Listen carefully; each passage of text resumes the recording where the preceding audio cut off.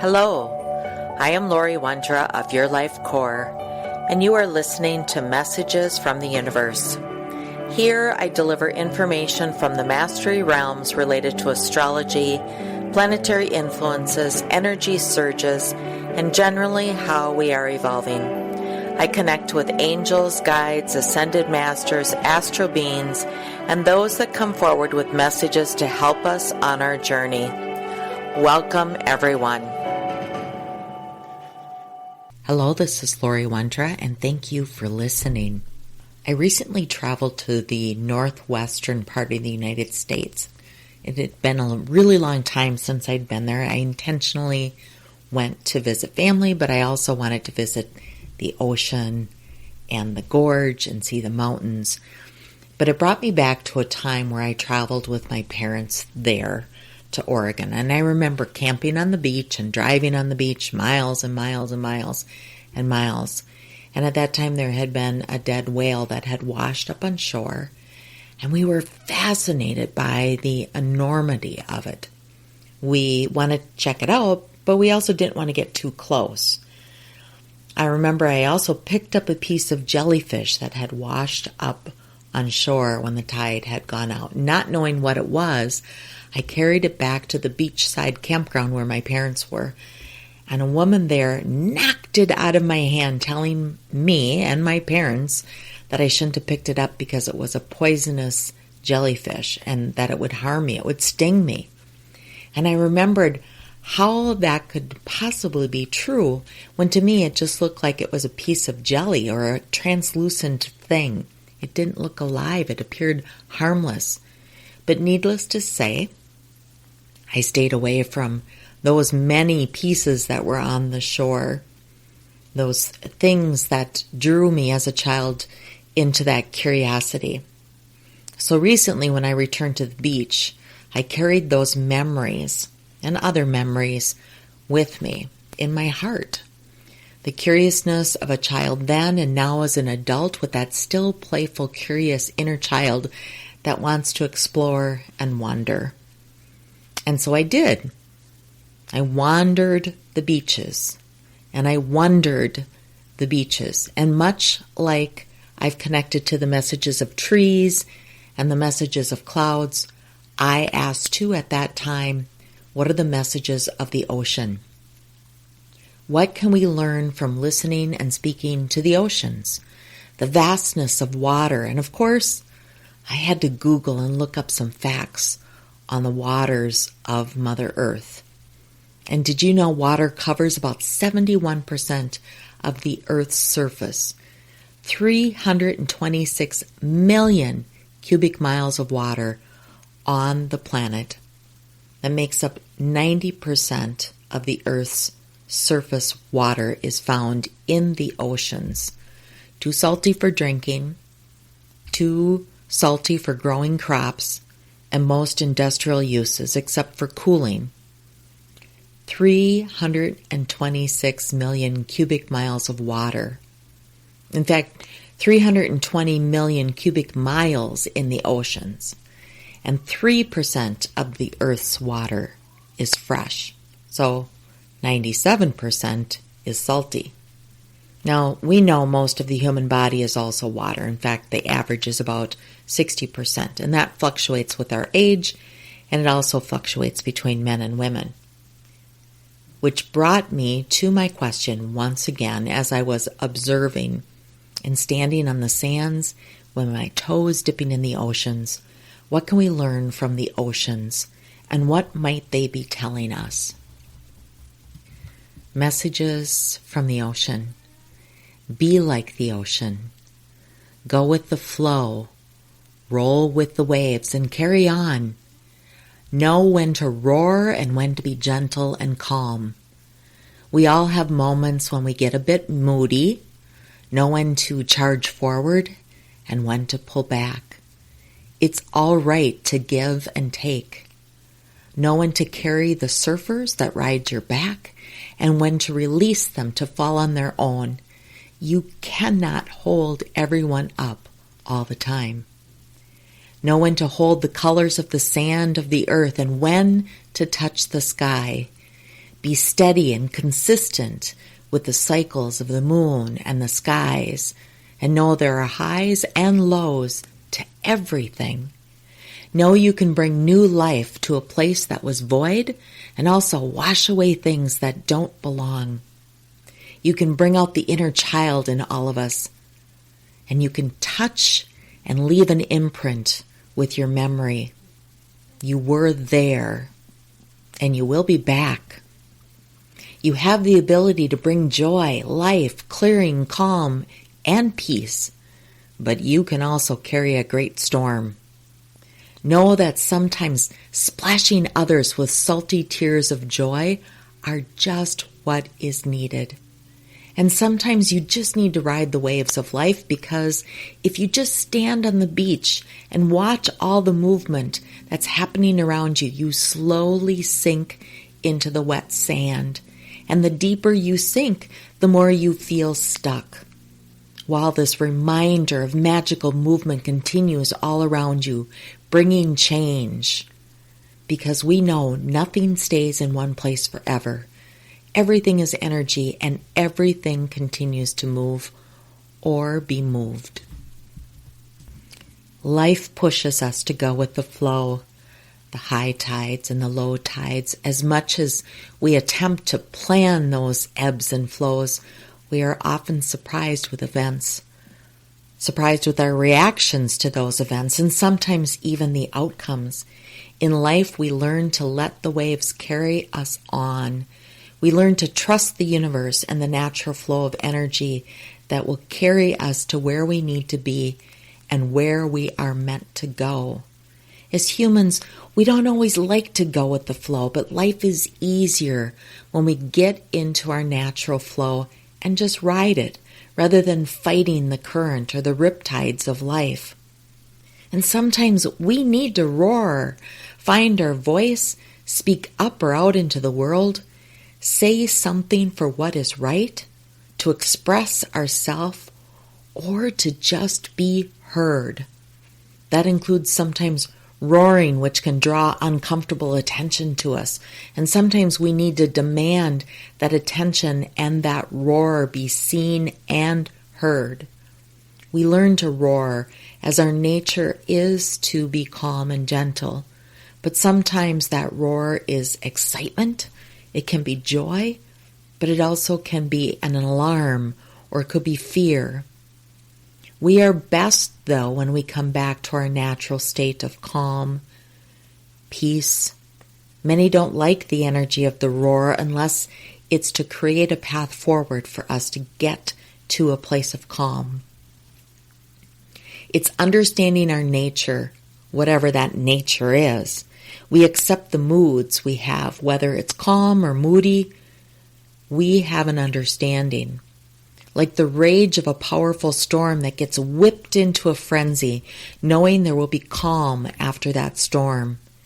It's as if the ocean needs to rest after such force, as do we after any energetically charged event.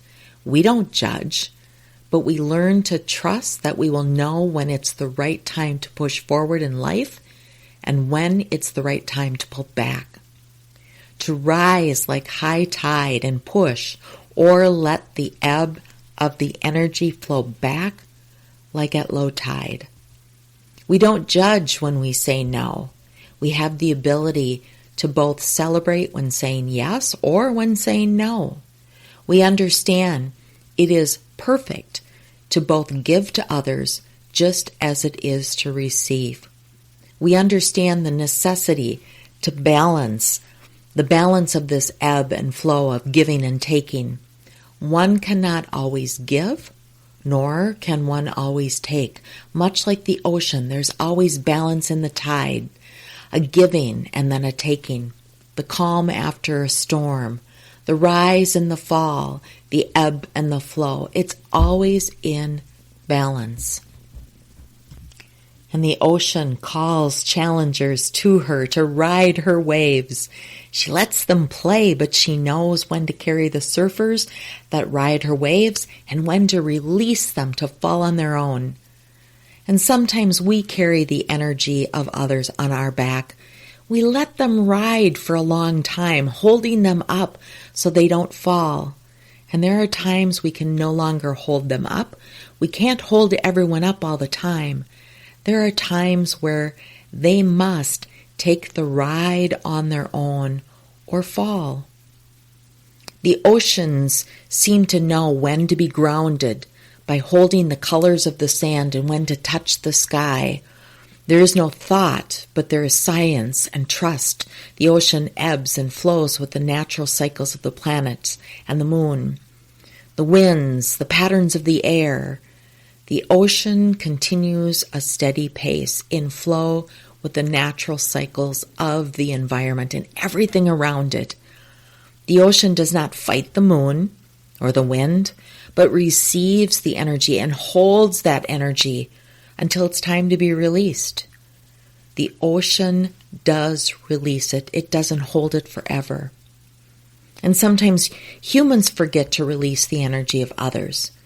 People, the environment, and even the planets, we hold it and carry it around when it just needs to be released into a natural pattern. We can learn a lot by watching the ocean. The oceans can bring new life to a place that was void, bringing in sand and rocks to a place that will then hold new land, building more land. The oceans can also wash things that don't belong. It might be a structure or trees or rocks, but the ocean will take and destroy that which it wants and create that which it wants. We have the gift to bring new life to our life and to others. Building, creating, combining. It might be simple redecorating a room, painting, or maybe adding new furniture, or it could be total remodeling, demolition, and rebuilding of something. We, too, can bring new life to old space or demolish it to be left cleared. We can reinvent ourselves, our careers, our relationships, even the relationship we have with ourselves. But we also can destroy those things. We have the power to both create and to destroy, to be builders or to demolish something. And we have to understand we have that capability and taper it to live more peacefully. The ocean welcomes all that comes to her, making them feel at home. She has the ability to bring out the inner child in all of us. She calls to us, letting us play, enjoy, cool off on her beaches. She has that ability to give us memories and leave us imprinted with how we've interacted with her. She creates a craving for many of us that we can't wait to see her or visit her again. We even create the sound of her to help us fall asleep, to meditate, to calm us.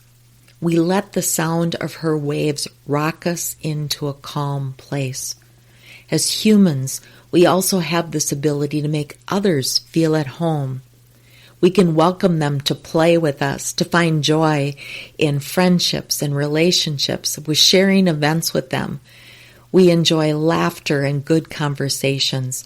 And yes, some like to create music that nurtures us. We meditate to, we fall asleep to, or the sound of the beat that continues to motivate us to move forward. And like the ocean has the ability to bring that joy and life and clearing and calm and peace and also carry that great storm, we too can bring joy, life, clearing, prayers, calm, and peace to others. We also have that ability to put on a great storm. We might scream for joy or yell in anger or frustration. As humans, we have this range of emotions that can sometimes rise to hurricane levels and create damage in its path. But we also have the ability to be calm, cool, nurturing, soothing, and loving. The ability to wash away pain, hurt, to wrap our arms around those that might need us to do that. Or we can throw our arms up in joy. And at those times when we cry the salty tears, we're reminded of our connection to the waters of the planet. Whether they are salty tears of joy, from laughing until we cry, or tears of sadness and pain. We know as humans sometimes, most times, all the time, we just need to ride the waves of life. Go with the ebb, go with the flow. Know when to push and when to pull, when to storm and when to remain calm. The oceans are important. So are we. We rise and fall and trust all as it should be. And if you are just standing on the beach and watching all the movement around you, the waves, the tides, the coming and going of waves, there is that energy movement all around you. But if you just stand on that wet beach, as the water moves around you, you sink deeper into the sand. The grains of sand moving away from you, taking your footing, the foundation from you as you feel your physical body sinking down, almost feeling stuck in the wet sand. The ocean waves continue to move in and out, bringing water, taking water and sand, and that foundation. For nothing stays the same. Nothing stays in one place forever. Everything is energy and everything continues to move or to be moved. So the next time you stand at the ocean, or you find yourself longing to go to the ocean or the beach, be like the ocean. Should you find yourself listening to a recording of the waves of the ocean, maybe during meditation, a massage, or something that's helping you fall asleep, remember to be like the ocean. Go with the flow, roll with the waves, and carry on. Know when to roar and when to be gentle and calm. Know that we all have moments when we get a bit moody. Know when to charge forward and when to pull back. Know it's all right to give and it's all right to take. Know when to carry the surfers that ride your back and when to release them to fall on their own. We can't hold everyone up all the time. Know when to hold the colors of the sand of the earth and when to reach out and touch the sky. Be steady and consistent with cycles of the moon and the skies. They teach us and show us that there are highs and lows to everything. Know that you can bring life to a place that was void, and you can also wash away things that don't belong. You can bring out your inner child in yourself or others, and know that all that you interact with, you leave an imprint with them, a memory of your being. You have the ability to bring joy, life, clearing, calm, and peace, but you also have that same ability to bring a storm. Know that sometimes splashing others with salty tears of joy are just what is needed. And sometimes you just need to ride the waves of life, because if you just stand on the beach and watch all the movement happening around you, you might slowly sink into the wet sand. And the deeper you sink, the more you might feel unstable or stuck. And the reminder of movement all around you with the waves of the ocean coming in, clearing and moving out. Nothing stays in one place forever. Everything is energy, and everything continues to move or be moved. So do you. Be like the ocean. I'm Lori Wondra of Your Life Core, and thank you for listening. Thank you for listening to Messages from the Universe. I'm Lori Wondra. For current events or to schedule a private session, please visit www.yourlifecore.com.